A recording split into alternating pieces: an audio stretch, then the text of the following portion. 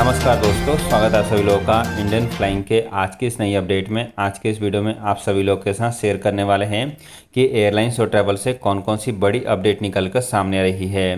पहली बड़ी खबर की जानकारी यहाँ पर ऑस्ट्रेलिया को लेकर जान लेते हैं। अब यहाँ पर ऑस्ट्रेलिया की गवर्नमेंट के द्वारा एक बड़ा फैसला लेते हुए ये जानकारी शेयर कर दी गई है कि ऑस्ट्रेलिया की गवर्नमेंट अपने इंटरनेशनल बॉर्डर को सभी लोगों के लिए ओपन कर रही है। यानी कि ऐसे लोग जो कि ऑस्ट्रेलिया में घूमने के लिए आना चाहते हैं, जैसे कि यदि आप टूरिस्ट वीज़ा पर भी अब ऑस्ट्रेलिया में ट्रैवल करना चाहते हैं तो अब आप ट्रैवल कर सकते हैं। ऑस्ट्रेलिया की गवर्नमेंट ने इसकी जानकारी काफ़ी पहले से शेयर कर रखी थी कि वो अपने इंटरनेशनल बॉर्डर को सभी लोगों के लिए ओपन करने वाले हैं। अब यहाँ पर ऑफिशियली अनाउंसमेंट कर दी गई है कि ऑस्ट्रेलिया की गवर्नमेंट जो है 21 फरवरी से अपने इंटरनेशनल बॉर्डर को टूरिस्ट लोगों के लिए भी ओपन कर रही है। इसके साथ साथ ऑस्ट्रेलिया से जुड़ी हुई एक और खबर सामने आ रही है कि ऑस्ट्रेलिया में आगे आने वाले समय में T20 वर्ल्ड कप होने वाला है और T20 वर्ल्ड कप को देखते हुए ही ये बड़ा फैसला लिया गया है। आपको बता दें कि इसकी टिकट की बुकिंग आज ही शुरू की गई है और जो लोग भी ऑस्ट्रेलिया में घूमने के लिए जाना चाहते हैं या फिर T20 वर्ल्ड कप मैच देखना चाहते हैं, उनकी टिकट की बुकिंग आज ही शुरू कर दी गई है। और ये बताया जा रहा है कि इंडिया और पाकिस्तान का जो मैच होने वाला था उसकी टिकट की बुकिंग सोल्ड आउट भी हो गई है। जी हाँ दोस्तों, यहाँ पर इंडिया और पाकिस्तान का मैच जो कि T20 वर्ल्ड कप ऑस्ट्रेलिया में होने वाला है, उसकी टिकट की बुकिंग केवल 3 मिनट में ही सोल्ड आउट हो गई।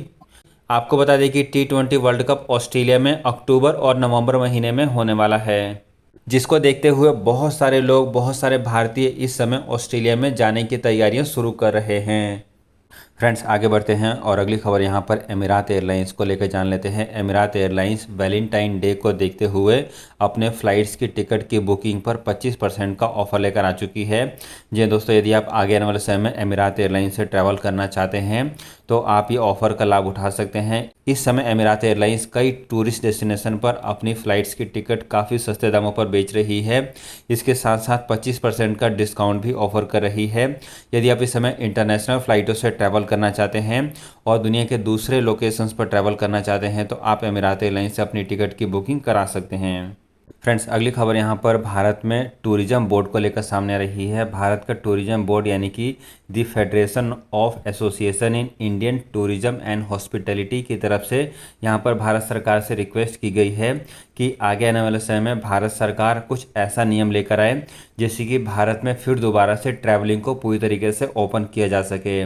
इसके लिए उन्होंने भारत सरकार को कई सारे सजेशन दिए हैं, जिसमें सबसे पहला है कि भारत सरकार अगले 1 से 2 सालों के लिए फ्री वीज़ा ऑफर कर दे सभी लोगों के लिए। जो लोग भी भारत में घूमने के लिए आना चाहते हैं उन सभी लोगों के लिए फ्री वीज़ा भारत सरकार को चालू कर देना चाहिए। इसके साथ साथ भारत सरकार ने जो इंटरनेशनल फ़्लाइटों के ऊपर पाबंदी लगा रखी है उस पाबंदी को भी हटाने की मांग की गई है। आपको बता दें कि भारत सरकार ने पिछले 2 सालों से नॉर्मल इंटरनेशनल फ़्लाइटों के ऊपर पाबंदी लगा रखी है और इस समय भारत में जो फ़्लाइटें हैं वो केवल एयर बबल्स या फिर वंदे भारत मिशन के माध्यम से ही ऑपरेट की जा रही है। आपको बताना चाहेंगे कि इस समय दुनिया के बहुत सारे देश ऐसे हैं जो कि अपने इंटरनेशनल बॉर्डर को पूरी तरीके से ओपन कर रहे हैं और अपने यहाँ पर टूरिस्ट लोगों को आने की अनुमति दे रहे हैं, फ्री में वीज़ा ऑफर कर रहे हैं।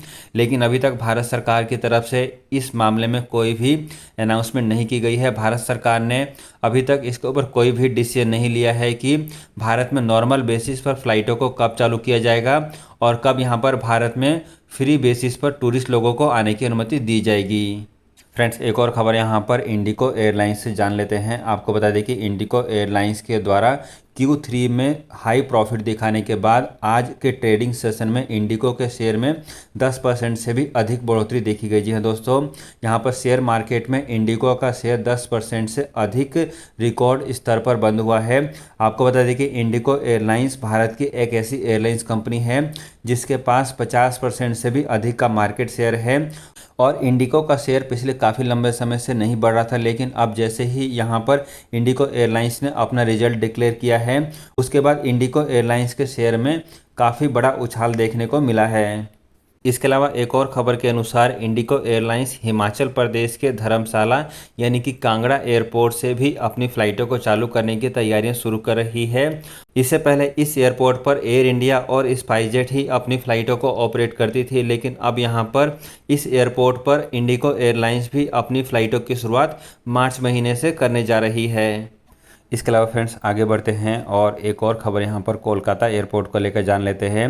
भारत के civil aviation minister Jyotiraditya Scindia की तरफ से जानकारी शेयर की गई है कि वो वेस्ट बंगाल यानी कि कोलकाता में एक और एयरपोर्ट बनाने की तैयारियां शुरू कर रहे हैं, लेकिन अभी तक उनको राज्य सरकार से इसके ऊपर कोई भी मदद नहीं मिल पा रही है, जिस कारण से कोलकाता में दूसरे एयरपोर्ट पर काम शुरू नहीं हो पा रहा है। आपको बता दें कि इसको लेकर उन्होंने राज्य सरकार से मदद की उम्मीद करी है और एक बार यहां पर राज्य सरकार से एयरपोर्ट बनाने की ज़मीन और भी दूसरे परमिशन मिल जाते हैं तो उसके बाद केंद्र सरकार जो है कोलकाता में एक और एयरपोर्ट का निर्माण शुरू करेगी। मौजूदा समय में कोलकाता एयरपोर्ट पैसेंजर्स की हाई डिमांड को पूरा नहीं कर पा रहा है और यहां पर काफ़ी लिमिटेड तौर पर ही फ़्लाइटों को ऑपरेट किया जा रहा है और जिसको देखते हुए बहुत सारे लोगों की डिमांड है कि कोलकाता में एक और एयरपोर्ट बनना चाहिए, जिसको देखते हुए केंद्र सरकार भी बनाने के लिए तैयार है, लेकिन राज्य सरकार से यदि परमिशन मिल जाती है, राज्य सरकार से मदद मिल जाती है तो ही यहाँ पर दूसरे एयरपोर्ट पर काम शुरू हो सकता है, ऐसा यहाँ पर ज्योतिरादित्य सिंधिया का कहना है। फ्रेंड्स आगे बढ़ते हैं और एक और खबर यहाँ पर दिल्ली एयरपोर्ट से जान लेते हैं। आपको बताना चाहेंगे कि दिल्ली एयरपोर्ट के टर्मिनल 1 को भी अब फिर दोबारा से चालू करने की तैयारियां शुरू कर दी गई है।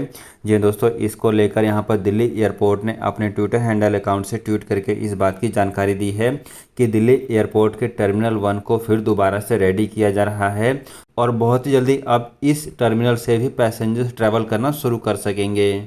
इसके अलावा फ्रेंड्स एक और खबर के अनुसार भारत के सिविल एविएशन मंत्रालय ने बीते कल राज्यसभा में इस बात की जानकारी दी है कि एयरलाइंस कंपनियों के ऊपर अभी भी फेयर बैंड का नियम एप्लीकेबल है, जिस नियम के तहत कोई भी एयरलाइंस कंपनी एक लिमिट से ज़्यादा अपने फ़्लाइट्स की टिकट ना तो सस्ती बेच सकती है, ना ही एक लिमिट से ज़्यादा अपने फ़्लाइट्स की टिकट को महंगी बेच सकती है। इसके साथ साथ उन्होंने इस बात की भी जानकारी दी है कि एयरलाइंस कंपनियों के ऊपर कैपेसिटी को लेकर जो लिमिट लगा रखी थी उस लिमिट को पिछले साल ही अक्टूबर महीने में हटा दिया गया था और इस समय एयरलाइंस कंपनियों के ऊपर केवल फ्लाइट्स की टिकट प्राइस का कैपिंग का नियम लागू है। इसके अलावा फ्रेंड्स इस समय भारत में कोरोना वायरस केसेस की बात करें तो भारत में कोरोना वायरस केसेस में काफ़ी ज़्यादा गिरावट देखी जा रही है। पिछले 24 घंटे में भारत में केवल 80,000 के आसपास ही नए कोरोना वायरस के केसेस रिपोर्ट किए गए हैं।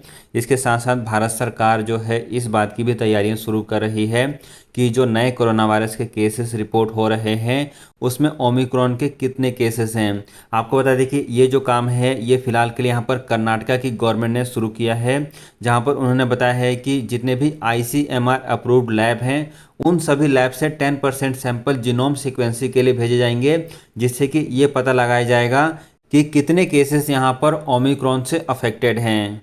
सो फ्रेंड्स, ये थी आज की एयरलाइंस और ट्रैवल से जुड़ी हुई कुछ बेहद जरूरी और काम की अपडेट। ऐसी और खबरों को रेगुलर बेसिस पर जानने के लिए चैनल को सब्सक्राइब करके रखें ताकि आपको लेटेस्ट अपडेट समय पर मिलती रहे।